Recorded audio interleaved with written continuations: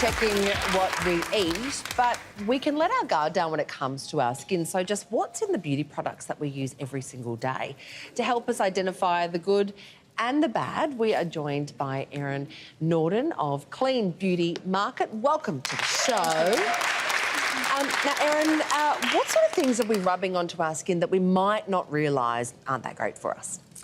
There's actually a whole range of things that we're using on our skin that we don't need to be using. A lot of chemicals in all sorts of products. And we absolutely don't need these chemicals in our products. We want to look for quality ingredients that are actually nourishing our skin and protecting our bodies and our health. And there's many good ingredients that we can have in our natural deodorants that are just as effective. Yeah, so they still work? That's the misconception, I suppose. But there are definitely products out there, like this one here, that have all sorts of amazing ingredients like charcoal, vegetable powders, clays to absorb It smells moisture. beautiful. Smell that. It's gorgeous. What about the crystal? Joe Hildebrand uses a deodorant crystal. Yeah. Does that work? Sometimes they can be effective. We actually find the pastes to be our best-selling products. Yeah. And that's because they have a whole mix of different ingredients working together, as well as different oils to help odour control and antibacterial properties within those oils as well. Okay. What about foundation? Now, we wear it every day. Yeah. Are there any dangers in foundation? There definitely are dangers in foundation. So some of the things that we want to avoid in foundations are fragrance, silicones, even some alcohols in foundations can be quite drying and sensitising to the skin. And we want to look for ingredients in our foundation that are also nourishing our skin.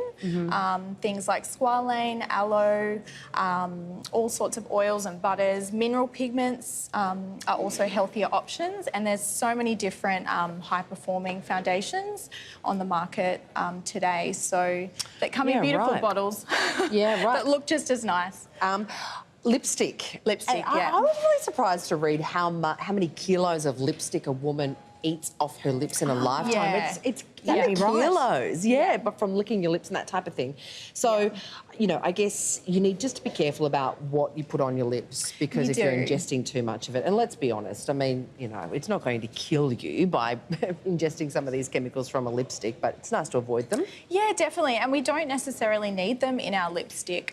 The things in lipsticks that are best to be avoided are things like synthetic waxes, synthetic dyes, fragrance, preservatives of all kinds, and we want to swap that with beautiful ingredients like cocoa butter, you know, oils, castor seed oil, food Do we look for grade particular ingredients on the packet that we're supposed to dodge? You know, how can we tell?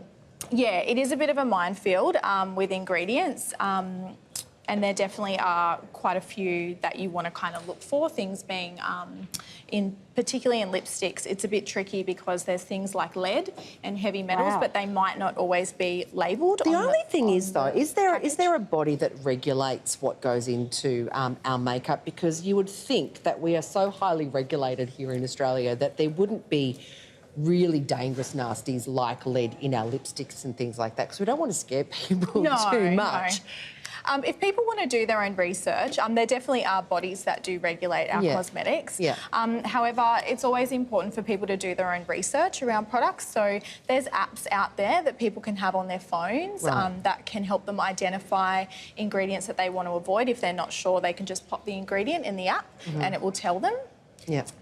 So I would definitely recommend that people do that. These might be things that people are just sensitive to, that some people are just sensitive to, and moisturisers are another one we've got to watch out for? Yeah, definitely. Moisturisers, I mean, obviously with a moisturiser, the function is to improve your skin and you want good results from your moisturiser. So you want to avoid things like silicone, you don't want to be putting fragrance on your skin, again, preservatives, and, you know, things like petroleum ingredients, mineral oil, and then swap those for really good ingredients, active ingredients, that are really going to improve your skin. Good stuff. All right, thank you so much for joining us and talking us through it. It's all good information. Thank you.